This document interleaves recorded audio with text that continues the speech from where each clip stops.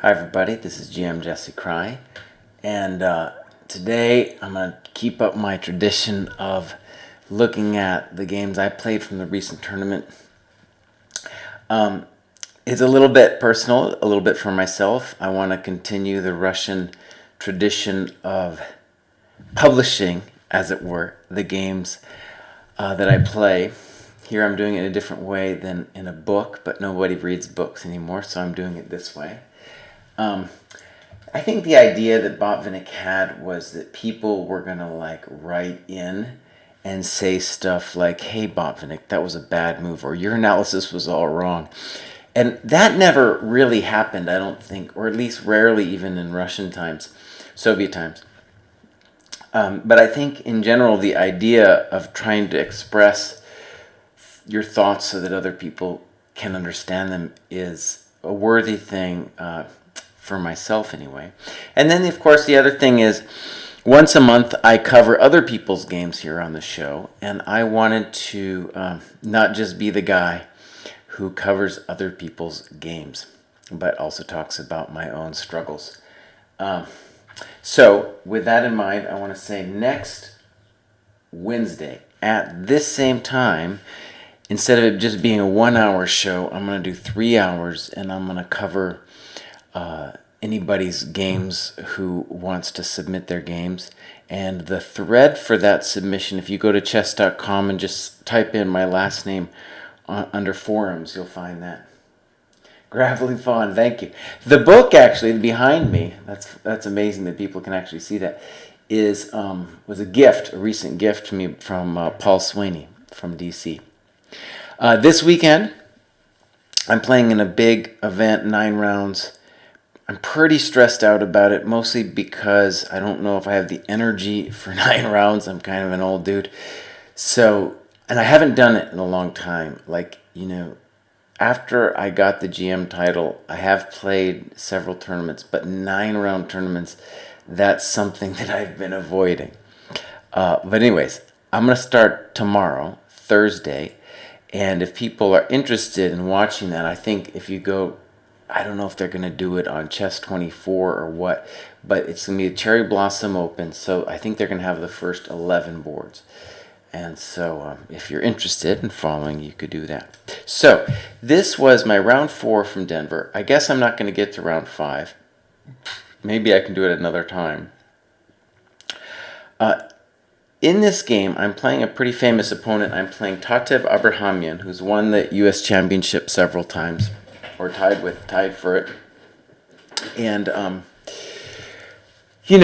kind of an intimidating opponent, even though I'm higher rated, in the sense that I feel like she has far more experience than I do. She's played in a lot more high-level stress events, played on the Olympiad, the U.S. Women's Champion, all this stuff, and has been the recipient of a lot of training, both I think from Armenian trainers and then training set up by various U.S. foundations. So anyways, also, this is a funny part of the story, is she has been trained by my friend Josh Friedel in the past, and I actually, instead of checking this game with the computer, what I did was I called up Josh and I said, hey buddy, let's talk about this game. And so we went over it a little bit, and I can share some of his thoughts as we get into it.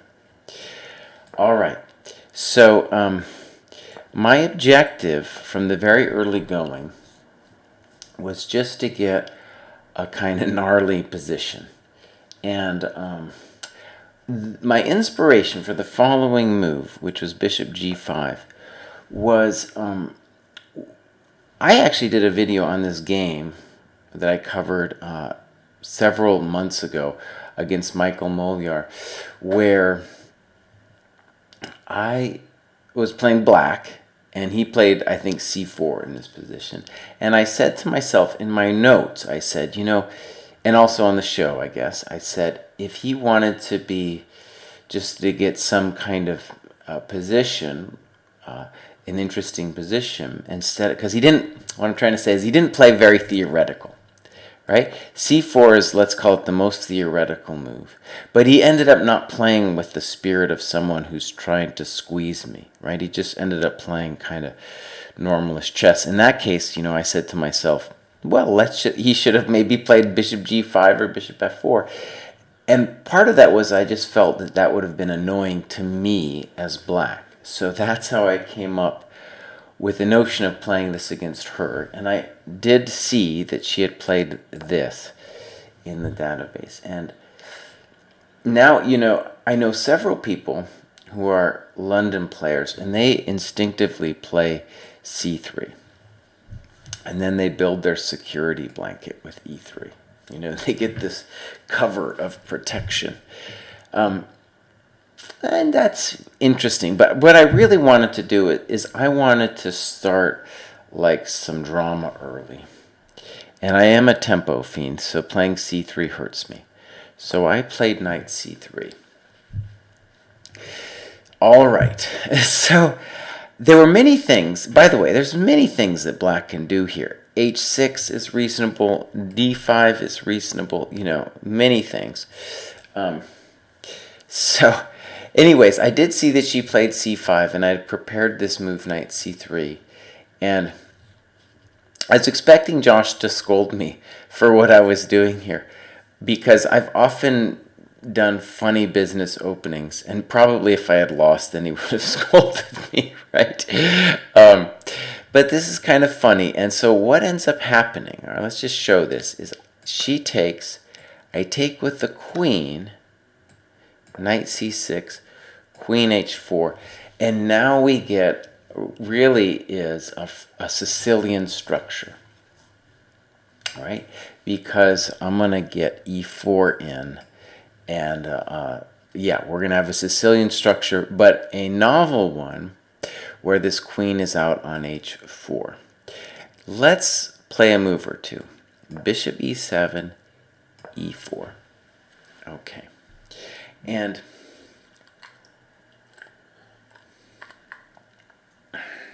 I didn't have any special knowledge here. And in fact, I don't know how you would really get special knowledge. And what I mean by special knowledge is some kind of computer preparation. I didn't really have any of that. I just had a general scheme of how I wanted to put my pieces. And, I just had an hour or so to prepare, and I didn't know this exact position was going to happen. I just kind of said, all right, maybe this is going to, maybe this will go down. One of the objectives that I had was to get ahead on the clock. However, Tatev played this all fairly quickly, and I think for her this was just a natural-looking Sicilian. Okay, so queen c7. I played bishop d3. And we're going to see that, of course, I could have played castles long, but let me just explain strategically why I think castling long is a little bit odd here. It's regular to castle long, of course, against a lot of different Sicilians. But in those Sicilians, white is storming the king's side with pawns. And the difference here is that white is going to try to be active with his pieces in front of the king, right? Okay, bishop d3. And she plays a6. And because I'm a tempo fiend, I felt relief when she gave me this tempo. I think it's not a bad move, though, because we're going to see at some point this knight, like right now, is a bad piece. And if she hadn't done that, knight b5 later might have been a good move. Because the knight needs to reorganize and probably go back to d4. Okay, castles, d6.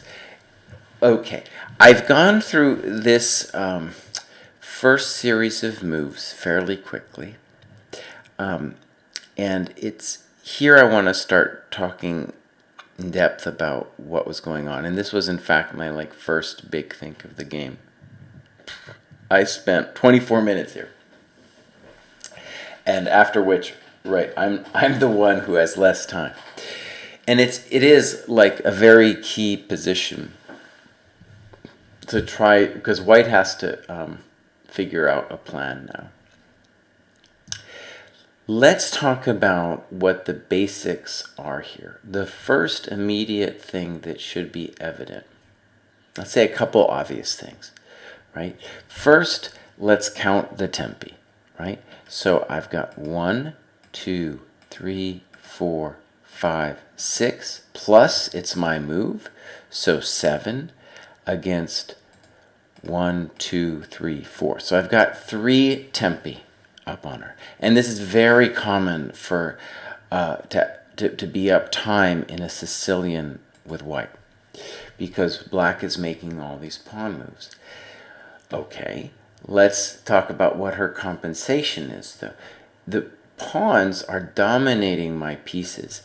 You can see that this knight in particular is obviously silly, and this bishop is really just at the moment kind of a thud, a dud and a thud, and but maybe someday to h7, and we'll see there might be even some use this way too later. That much I got, right? That's very typical with Sicilians, is now I have to use the energy of that time to do something. And here's something that applies to what I see a lot in the analysis that I do at the end of the month, the chess.com people. By the way, we got a comment, no rematch says no French defense from Tatev. That's right, and she normally is French. I play the French, and that was one of the options, but I decided I didn't want any piece of the French. She clearly, though, had a sense of what was going on here, right? Like, I had some scheme, but she was just like, these are all normal squares for my pieces, and I don't have to worry anything about it. Okay, let's observe that the white pieces are a little bit funny looking. And this is oftentimes the case in Sicilians. And we already talked about the knight. The pawns are dominating, obviously, our knight. And notice that she has really an extra pawn in the center because this guy on c2 isn't doing anything. And so that's obviously one part of her compensation is the center pawn. But bear in mind, the most significant thing is that that's a pawn that her extra pawn, rather, is the reason it's such a big deal is not really just controlling squares, but it's controlling my pieces. Now, the other thing that's kind of obvious is this funky position of the bishop and the queen. All right, so this to me is a very fascinating position, and I think a lot of things about going over your games is in some ways like being able to express what you think the narrative is here in this game. And I kind of had an intuitive sense of what the narrative was, but I don't think it was crystal clear. So this is what I think the narrative is here. The queen is annoying against the king side, and black has to be very careful about castling short because that really might turn into a firestorm over there. Okay, so the next thing we have to say is, well, but maybe the queen is funny because if I ever get kicked, then there's going to be, I either have to give up that beautiful bishop or, my queen is going to have a discovered attack upon it. So let's say something obvious now. The only way for h6 to work is for the rook either to move or to be protected. And there are a couple ways that this can happen. Let's imagine h6. And this can happen, of course, with castling short, castling long, or some kind of step up with the king, right? And we'll see there's a chance for her to step up later, and I didn't even cross my mind because it was so weird.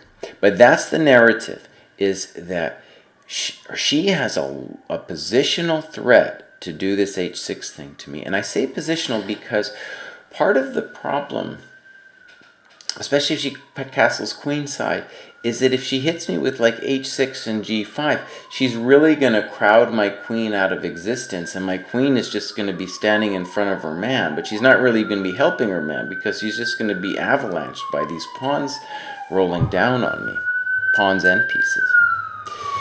So that's the problem for white. And this is the other thing I wish I really would have said to myself, is that in order for this to work out for you, you have to be ready to murder, or at least get an attack against her if she castles short and if she castles long, right?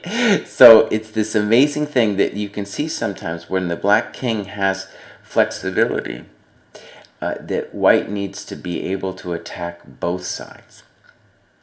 And that's very tricky. That requires a lot of skill that I'm not even sure I have. But anyways, this is the way I think I should have said it in my mind, that I have to be prepared for both.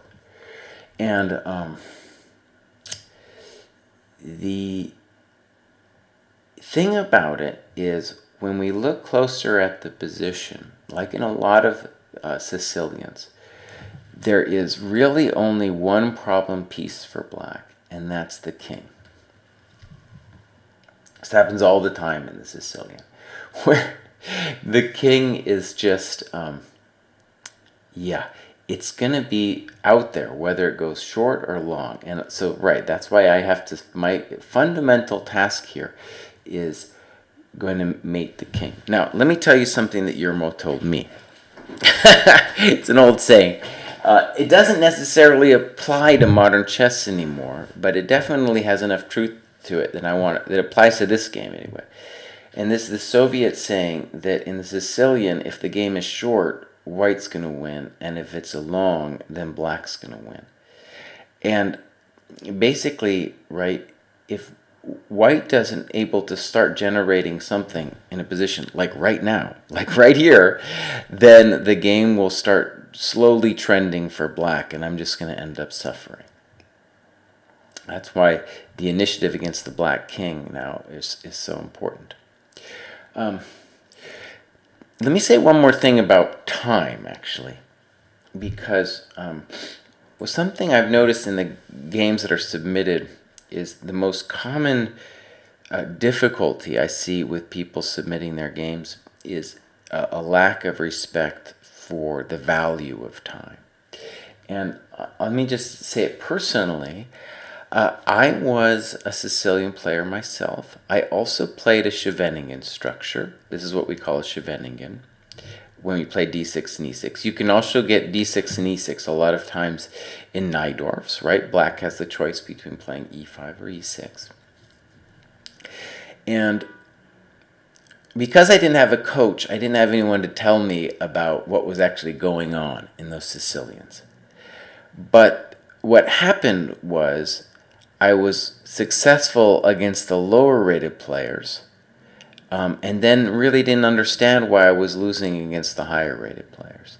And the reason is the higher rated players, if you give them some time, they will more often than not find a plan which is going to put some pressure on you.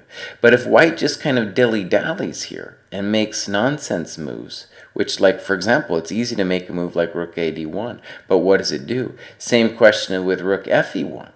Those are the natural moves, but I don't think they do anything, right? You need to do something. You need to hurt black here.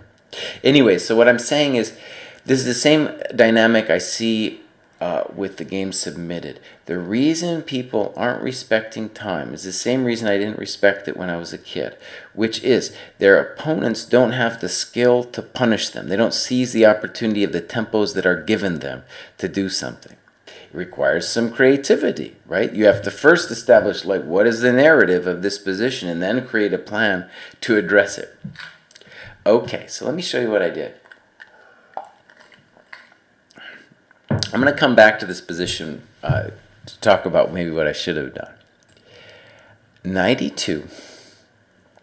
And Friedel gave me his blessing with this move. By the way, we looked at I talked to Danny Wrench and David Vigorito after the game, and they all thought my position was very suspicious.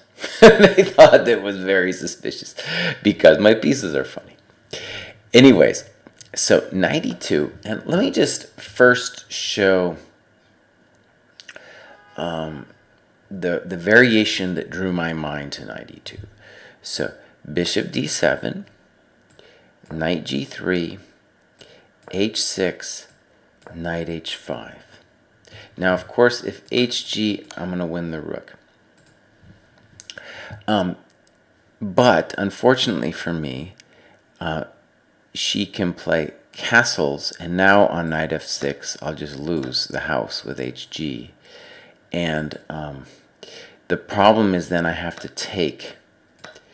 And I stared at this position in my mind's eye while I was thinking about 92, and I didn't like it. You know, I felt like eventually f5, or maybe very soon, f5 is going to come, and the rook is going to come to the g file, and I didn't know what my pieces were doing there. I have no idea. Kato Lupin, who are you? Kato Lupin met me. Who am I playing? This is Tatev Abrahamian. Sorry about that. I will try to repeat that once in a while. It's round 4 of the Denver Open. And, yeah, former U.S. Women's Champion Olympiad team member. So this was the problem I faced. And you know, like I said, I felt like I needed to do something, and that's like the clearest thing that I could see, like, of a way to put pressure on her, to use my 3 extra tempi to do something here. So let's look at what she did. So she played bishop d7, and remember, the problem here for white is that white has to make sure that I have an initiative if she castles on the king side and if she castles on the queen side. So my move, I think, is a mistake. I have not checked this game with the computer. I did study it at length by myself, and I talked to Josh Friedel about it. And I played knight fd4, and he felt it was a natural enough move. The point is, let's just say what the idea is first. I need to give the queen some space to retreat when this whole business happens, right? The problem is, I think I'm going away from the king side. So maybe this should even be the moment where black says to herself, oh, well, maybe I want to start thinking about castling on the king side. Oh, cool, Ed. Yeah. Yeah, me and Sean went hiking out with his wife the next day. It was really nice. So this is what I did. So here we go. Actually, you know what I'm going to do? I'm going to come back and show you the move that I found in my analysis. Not with the computer, just with my own mind. And it would never even occurred to me during the game. So let's just go a couple moves. h6. Okay. Knight takes, bishop takes, knight d4. All right. Now, this is a very tense position, and I think the one problem that Tatev had here is I think she really thought she had a fantastic position. I do think there's one variation where she's a little bit better. But let's just talk about some of the tactics going on here. If she castles, like in the game, I can take the knight, and there's no intermezzo here because I have this one, right? Intermezzo met by intermezzo. And the same problem exists with castles short, where I can take, and if takes, I have takes with check. So the funny move that Tatev came up with in the postmortem, which I think was the idea was to that she would, with the notion that she would have been better, was king d7. And I guess I'm going to say I looked at it afterwards, and I think this is actually very dangerous. I looked both at g5 here and knight e4, and either queen h5 or queen g4, queen h3, and probably what's going to happen here is I'm going to take this guy and have the two bishops, and the king will be permanently attacked. So I felt like this was not necessarily even better for me, but definitely full compensation. Okay, so let's go back to this position.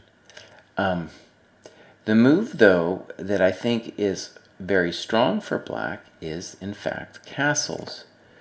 Because now I'm not going to mate her.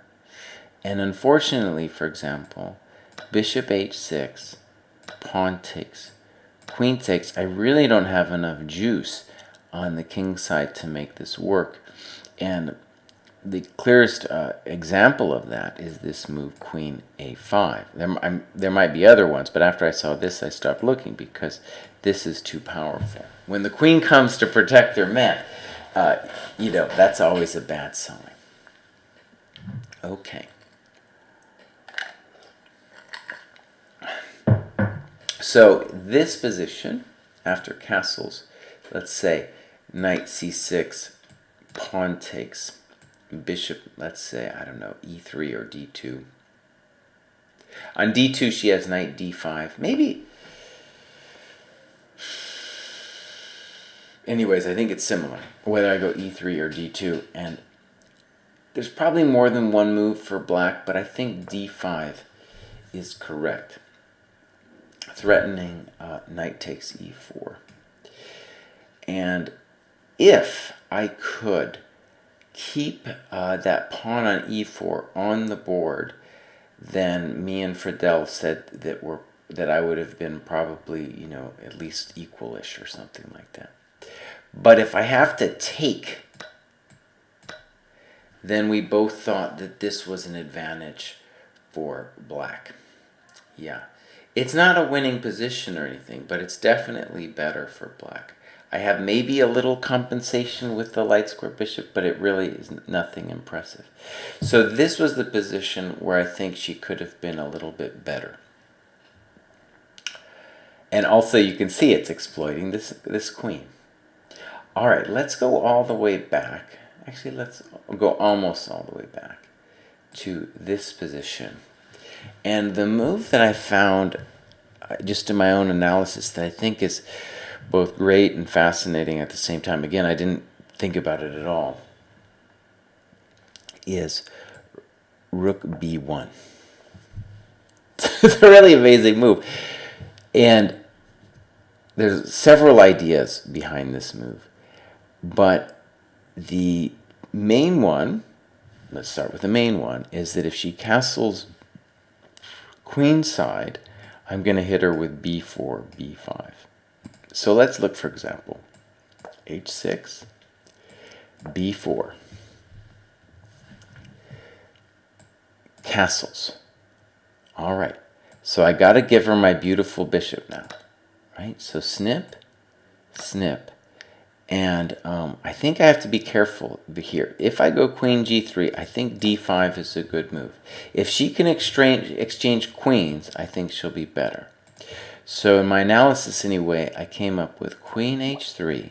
And it's a weird looking position, but the very simple idea here is that if I can avoid trading queens, I will eventually get an attack on the queen side.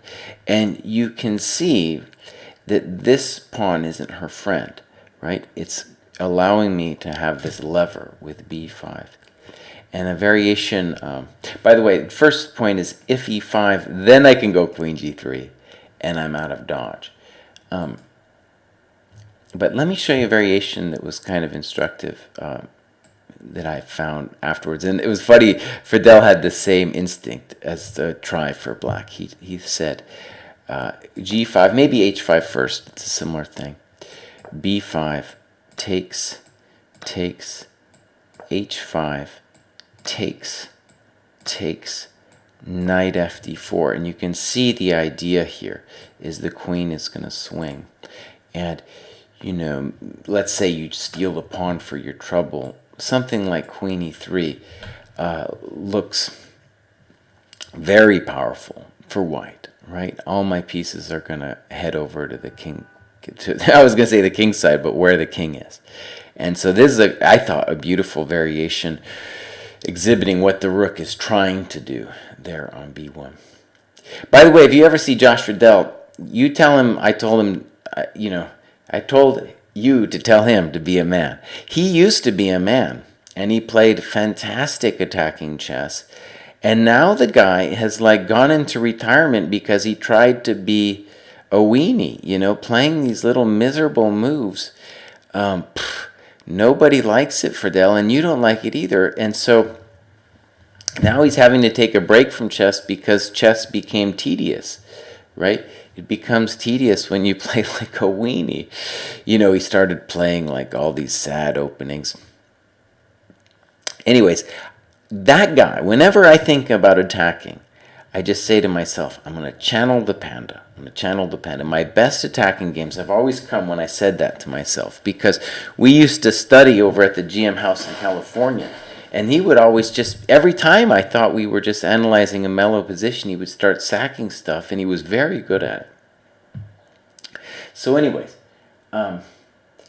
what if she plays b5 first? Maybe. The problem with b5, let's go look at knight e2. The problem with b5 is that it's another tempo, really, before you connect the rooks. And that'll give me an opportunity to say again that the problem that she can set for me is h6, protect one of the rooks, and then make my bishop leave. But she can't do that until until she connects the rook. And so this tempo would give me the opportunity, for example, to go knight g3 or f4, bishop b7, and knight h5. And now I do have a little something because of the there's grief here. It's not the end of the world, but there's some grief. Okay, so let's go back. I want to show a couple more variations with rook b1. Knight e2, bishop d7, rook b1. Let's say h6. What's beautiful about this move h6 is white doesn't know which way black is going, right? Whether it's the king side or the queen side. b4. All right. Now, what I didn't realize when I first thought about this plan was that I'm doing two other things with this move b4. I'm taking the queen away from defending the king side, and I'm also maybe someday doing this. And this all comes to pass, these things, this totally different position comes to pass after castles. What do? We take it. And one really funny thing that is, let me just say, this is the kind of position I think is really helpful, at least for my chess, I think other people's chess. When you get some position like this in your analysis and you're thinking about it, because one thing you'll realize, at least I realized here, was that there is no way that I can calculate this thing out to the end over the board, right? This is only something that you can do intuitively. And the reason to intuitively believe that this is going to work out for white is that all of my pieces, even this rook sometimes with f4, but all of my pieces have the opportunity to come at the king. I'll show one variation. So what I did, I had my notebook. Here, got my notebook over here, and I worked out all these variations with variation A and A1, A, B, C, D, E, and the whole thing. And let me just show you one. I don't want to go through 1,000 of them. So knight g4, queen h5. No, so she goes back with knight f6. I'm going to play queen g5, and we're going to, actually I'll just show it. Queen g5. If you go h7, it's all over. So king h8. And it's very difficult to do anything here. And I guess there's more than one problem, but yeah, actually that's end of the world, because now I'm up a tempo now. It's the same position, but now it's my move. Okay, so that's no good. Knight g4, queen h5. The one that I found very difficult was f5, takes. And it seems like I should have a win, but it's kind of difficult. This knight is coming, this bishop is coming here, and it's kind of hard for me to get at her. If queen g6, she's coming here. So the variation, I spent a lot of time trying to figure out, and again, I haven't checked with the computer. It was bishop c4, king g7 seems forced. Knight f4. So I've got this in my mind with the check, but it's not necessarily the end. The big idea is that, first of all, there's no bishop e8 because of knight e6. So this seems correct. And then look at this move, knight g5. I thought that move was very satisfying. Let's think about it for a second. My bishop is hanging 1,000 ways. This thing's hanging, but I have a simple threat, and that is to land on e6. And I hope this works. If it didn't work, it would be very disappointing. So let me show the main idea. If takes, I have check, king f6, check, and this is going to be mate. Well, excuse me, she's going to lose the queen. And e7 continues, is falling and that kind of stuff. So I thought that was very nice. There was a question mark I just had about it, though, is, am I really winning if she takes? It'd be very upsetting if it wasn't winning, but it looks like it should be. Check. Let's say she goes here.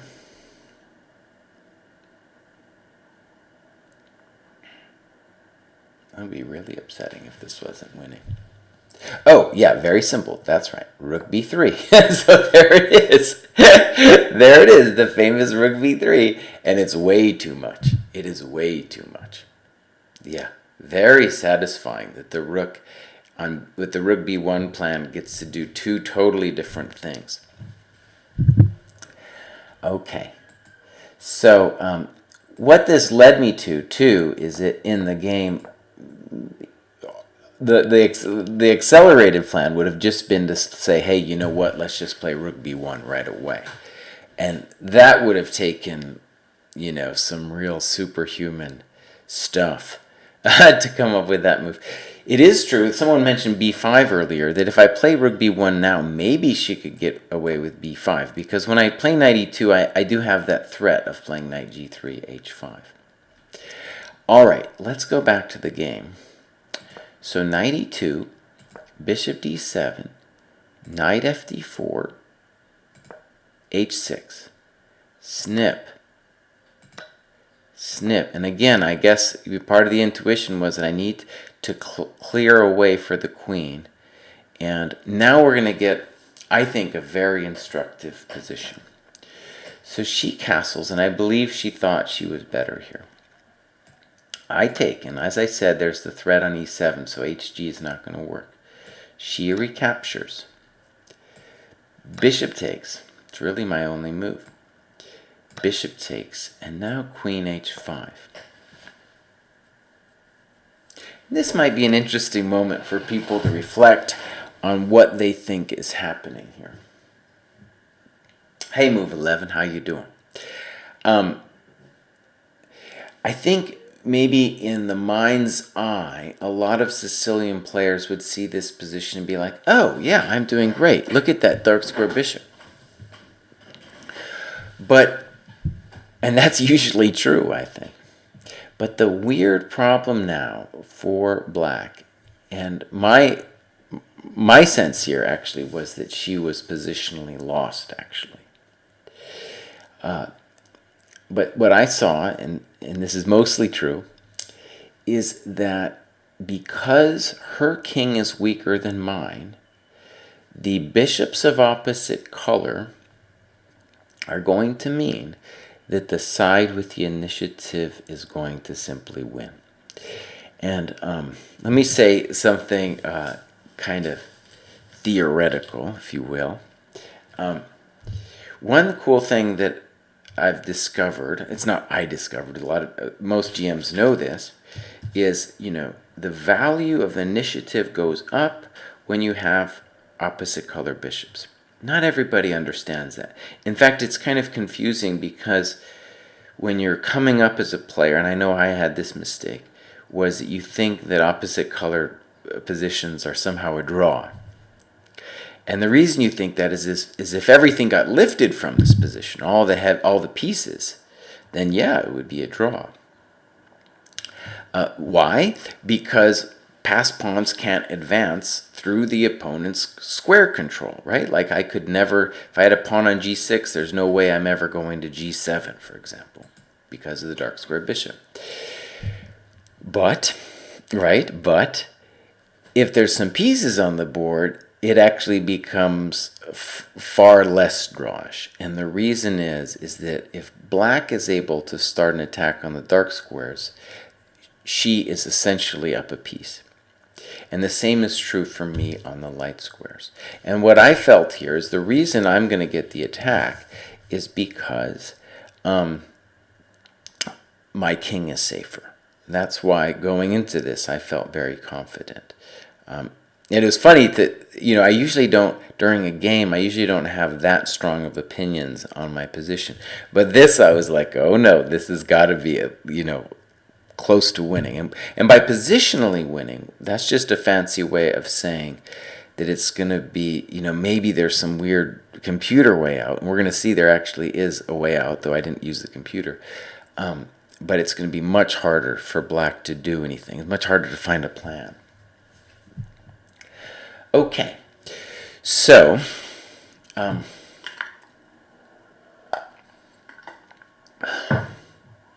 me show this game. First, let's look at her move, which was a mistake. She played rook d7 and played it pretty quickly, after which I think all the prejudices I had about the position are then true.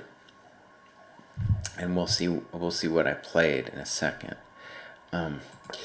But the move, actually, let me show you what I played, because it'll make sense of what black should do. Because now I simply play rook a b1 with the simple, brutal intention of opening up all the light squares over here. And so we're going to cover that when we come back to this position. The move that she found, actually, in the post-mortem, that I think probably both of us didn't think too much about, but it becomes obvious once you see the power of how strong that b pawn is. What she could have done is played snip,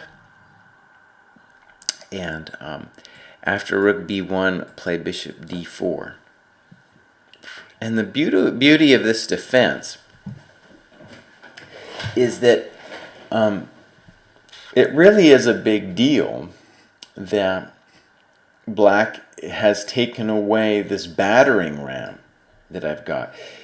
It's anti-intuitive, of course, because she opened up the rook, and that's why, it didn't really even cross my mind.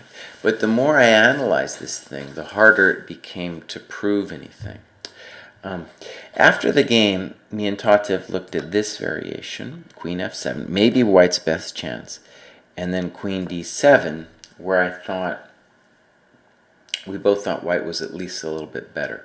But the problem with queen d7 is you're going to have to return to c6 anyway.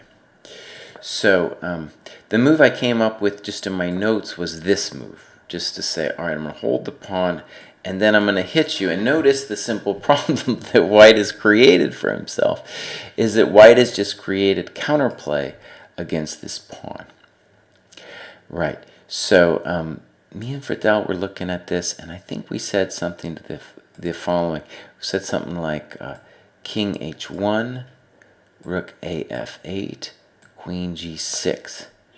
And the funny business about this Queen G6 move is that on Rook F6, I guess I can take this thing because this is actually pinned. It's kind of surprising, honestly. So, for example, Rook F8, I still play F4 because the thing is still pinned. And I definitely, I could play F3, but I could also, F4 is also the dream. So, let me put it this way, is that I think Bishop B2, maybe I'm a little bit better, but it's pretty unclear. Pretty unclear. All right, so let's look at the game. Rook D7. Rook A B1. Yeah. And Rook D7 is funny, she only spent 3 minutes on it. So it's kind of like, almost like Black needed to sense the danger and try to come up with something radical like Bishop B2 is. It really is a radical solution to the problems that she's facing here. G6. I think Queen A5 would be good here, but I'm a tempo fiend, so I played Queen F3. Bishop E5, and now B4. It's a hard life, right? I'm threatening B5, so she plays Rook C7. I do it anyway, right? Right, Rook B5, Bishop D4, Rook FB1. And here's kind of the interesting thing about this position now, is that even if I were to give her several tempi, it's not clear what to do, right? The bishop on D3 holds everything together, and it's very hard for her to get at my king. So this is what I mean by this example of the bishops of opposite color increasing the value of the initiative, where it's suddenly like it's just all me here. Let me try to make the abstract point I was making earlier. The value of the initiative goes up with the bishops of opposite color. It also goes up with opposite side castling. Everyone's probably experienced that. Opposite side castling, just the tiniest little gain of initiative, and everybody is going to, everything changes in the position. And what's cool about that to me is both of those examples, where here we have both in one, show kind of, I think, to me anyways, the understructure of what chess is all about, right? Because time is always important, and every chess player has kind of an intuitive sense of what time means, right? Like, some people are more willing to sacrifice for time than others, right? But still, they are willing to a certain extent to sacrifice, right? And that's just their intuitive sense of what it all is.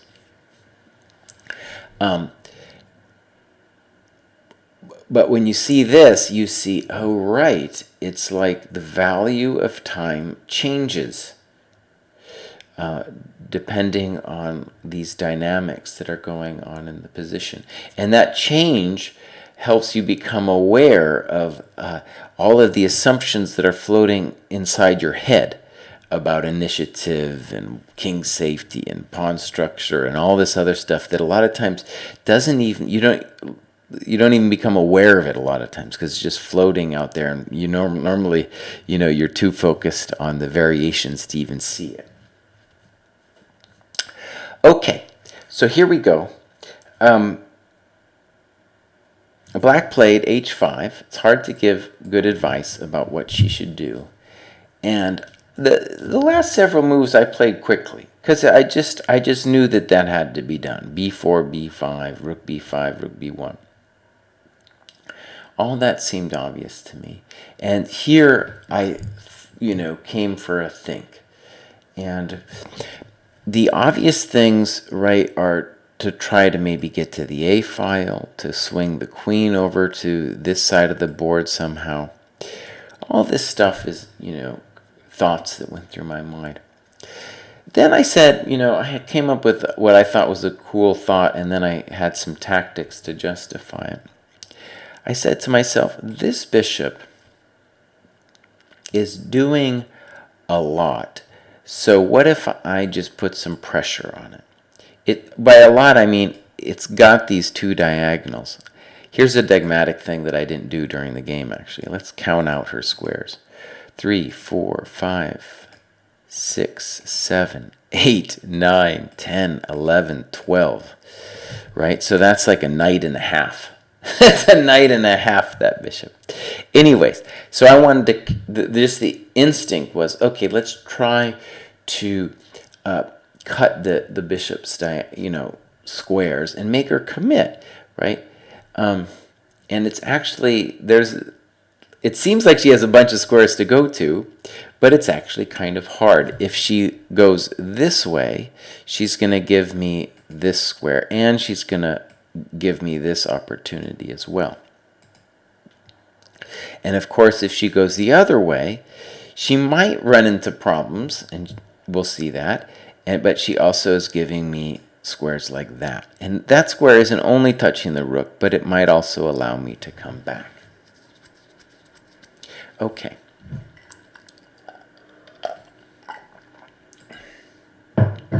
So, the first good omen that I had here was that on bishop c5, I have this nice shot, bishop b5.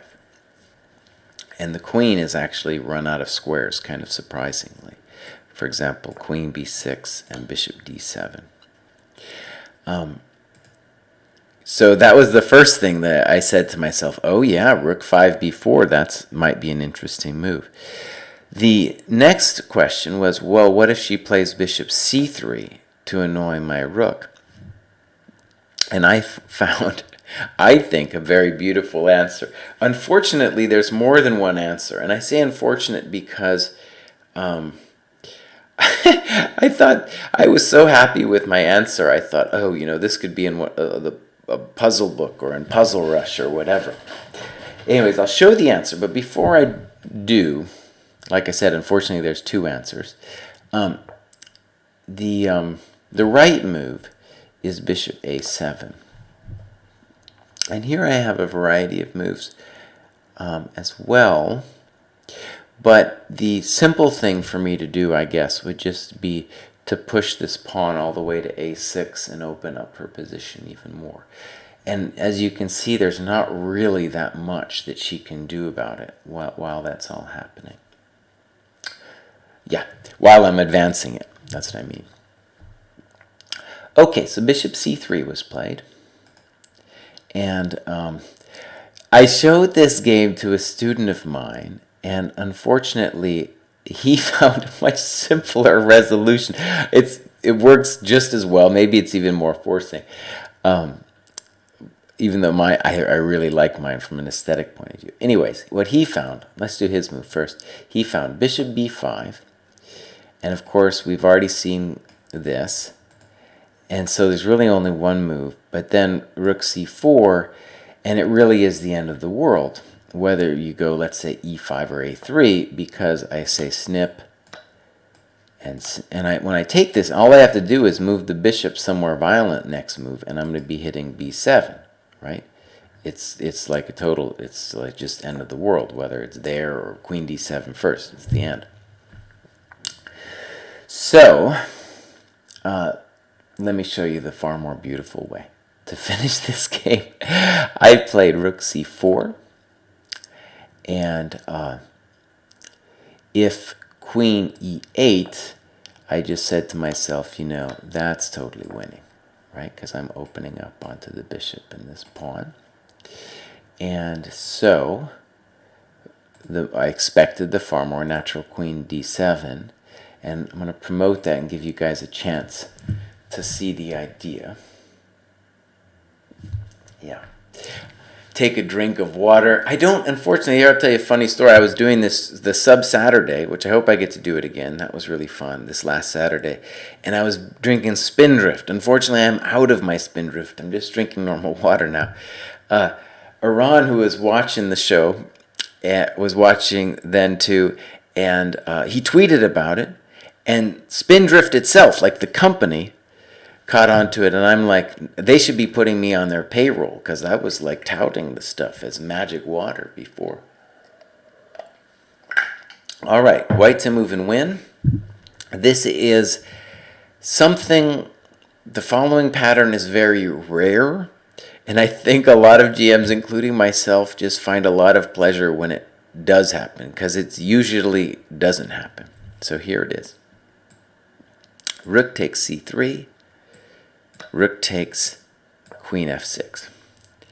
And so the rare tactic is a queen forking two rooks. It's just very rare when this happens. Usually they're able somehow to coordinate. And there's a couple rare positions where they don't get to coordinate, and this is one of them. So I saw that in my mind's eye when I played Rook 5 b4, and this is what we came up with. All right, everybody, thank you so much. I'm playing in this big hectic tournament this weekend. On Wednesday, starting at 1 Pacific, 4 Eastern, I'm going to cover your games. People have submitted. A bunch of games have already been put up. If you go to chess.com and go to forums and just type my name in, you will see the link for that. And just put your game in. And as long as you do some annotations, I will cover the game. Thanks, Paul in New Jersey. Yeah, it's going to be tough. It's 9 rounds. I feel like even when I was a younger man, that took a lot of energy out of me. And yeah, so it's going to be hard. Yeah, and I'll cover the games. And yeah, you don't have to submit a game, of course, to watch this show. All right, everybody. Till then, see you next time.